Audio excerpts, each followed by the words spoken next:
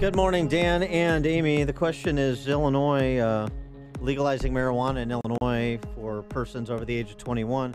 Is that a dopey idea? Well, we're going to talk to Jo McGuire. She serves on the board of directors for the Drug and Alcohol Testing Industry Association. She also co-chairs the Marijuana Education Committee.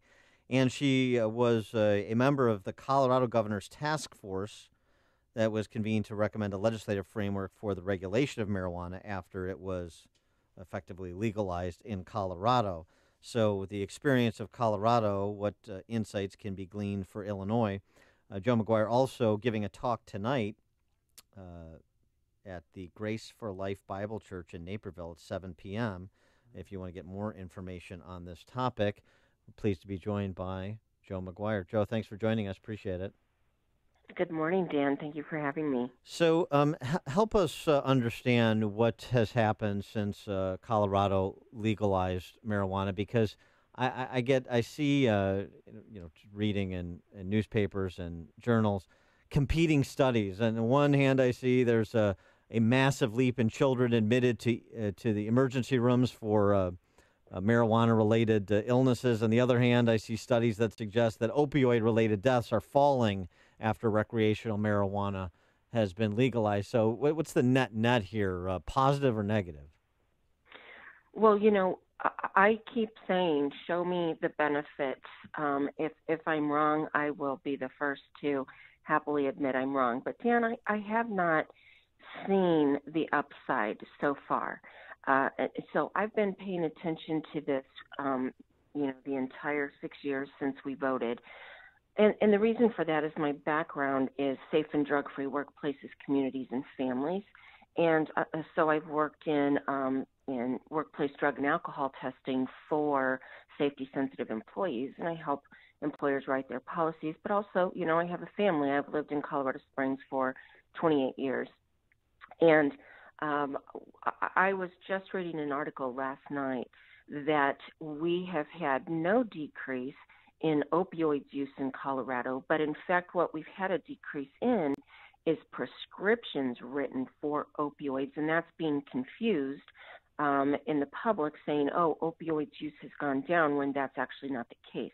We still have a heroin epidemic. We still have an opioids epidemic. We still have meth on the increase after years of decrease. In fact, in the workplace, before we voted on recreational marijuana, our positive illicit drugs in the workplace were at the national average of 6%, like everybody else. In that very first year, we shot right up to 20% positives in the workplace. That's 3 times the national average, and we've remained up there in those numbers. Same with Washington State. And you're right, we have this increase of child poisonings from getting a hold of those marijuana edibles. In fact, we have the same thing with senior citizens. So it's all of our vulnerable people groups. But something that I want the citizens of Illinois to really pay attention to and think about is the fact that we have no impairment test for roadside testing, and our marijuana-related traffic crashes have gone up 30%. And those are fatalities involving marijuana only, with no other substances combined. The number's higher when you look at, marijuana with alcohol or other drugs. And then, so we have not solved that impairment problem for a roadside drug test, and it's problematic, and we're nowhere close. The science is still years and years away from us. Also, I know there's this conversation in Illinois about, this could be a solution to our budget crisis, so we really need the money, so that's why we should go in this direction.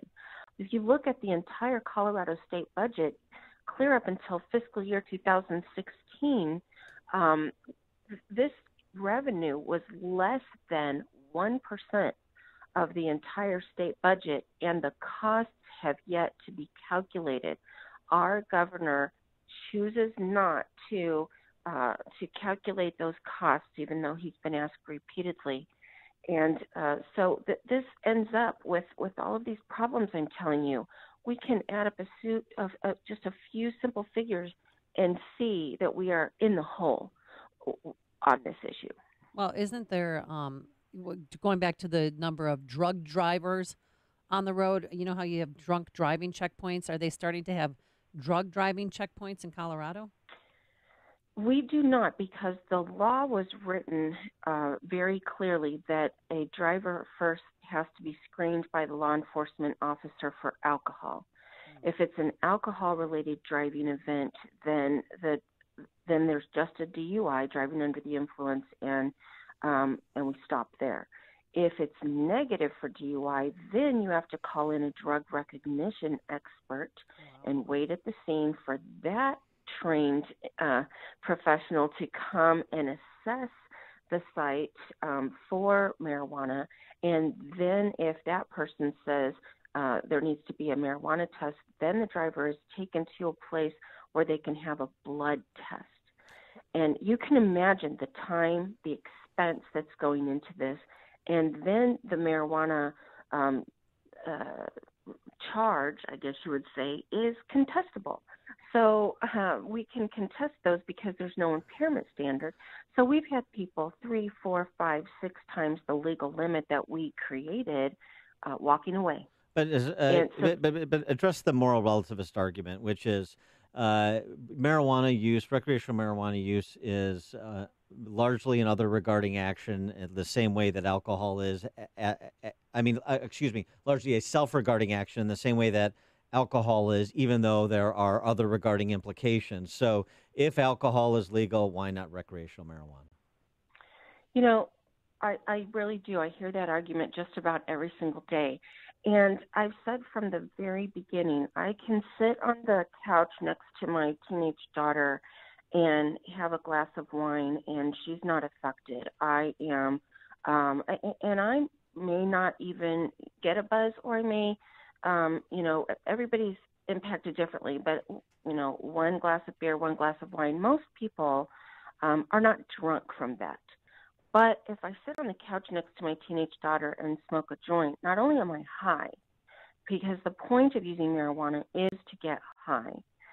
So I'm immediately under the influence and impaired, but she is impacted by the secondhand smoke, right? And so there are a multitude of uses for, I should say, use methods for marijuana that have expanded. We have altered this substance in a variety of ways. We now have extracts and concentrates that are extremely potent. So it's over and above anything we've ever seen. In the 60s and 70s, marijuana was 2 to 3% THC, which is the psychoactive piece. We saw the first marijuana dependence disorder or addiction at 5% THC.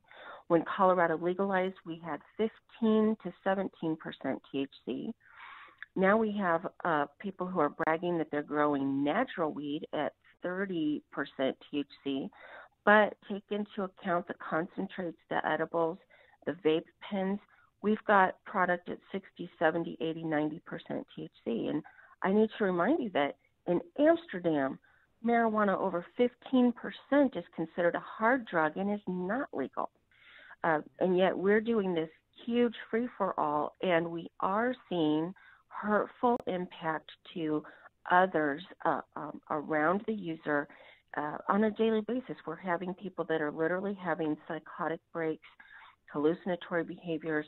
Our emergency personnel are just running constantly to people who are marijuana impaired. So it's different than a glass of wine. It is not the same. And the wine is regulated by the FDA, whereas marijuana, I mean, I don't know. Recently in Chicago, I don't know if you heard, someone was selling synthetic marijuana that was laced with rat poisoning, and people were bleeding out of their eyes and out of their gums. And I showed that to my 2 boys because they're like, look, this is scary stuff. You know, it's not regulated. You don't know what you're smoking.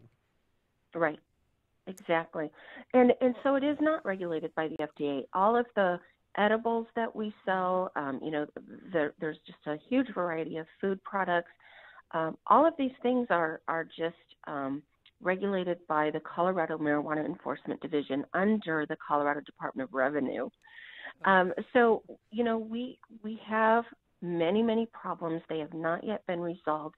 And we see state after state jumping on the bandwagon without knowing the consequences. And I really believe, I grew up right outside of Chicago, and I really believe that this state cannot afford the problems associated with this issue, and we have to step back and take a deeper look. Well, yeah, you may very well be right.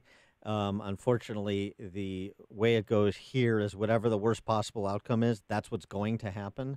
So legalization is coming to Illinois, and it's coming soon. And the thing that is one of the most annoying things to me is it's always a bait and switch. It's always disingenuous. All the proponents now were the proponents. Oh, we just want for medicinal use for people with glaucoma. That's all we want to do while they're preparing to set up, growing centers in all of the state police districts, and they're distributing licenses for dispensaries. It was always a slow walk to recreational legalization, and they're just disingenuous to that because that's what politicians and their interested parties do, because this is really all about cash at the end of the day. This is just a cash business Absolutely. This is an addiction for profit industry. And as I sat on the governor's task force to regulate this thing, I saw the bait and switch happen over and over and over again. And the people that are behind this, they don't care. They laugh about it. It's humorous to them. They're sort of enjoying the cat and mouse game. And the voters are deceived, and they will regret it. They'll regret it quickly. And I really hate to hear that, Dan, but I hear you loud and clear. And I just want to say to both of you, Dan and Amy, thank you for having me on the show. And I hope people will come out and hear more about the impact to neighborhoods. She is Joe McGuire. She's speaking tonight, 7 p.m., Grace for Life Bible Church in Naperville. If you want to hear more, interact with her, ask questions, get more information. She's the board of directors for the Drug and Alcohol Testing Industry Association, co-chairs the Marijuana Education Committee. Joe, thanks for joining us. Appreciate it. Thank you so much. And she joined us on our turnkey.pro answer line.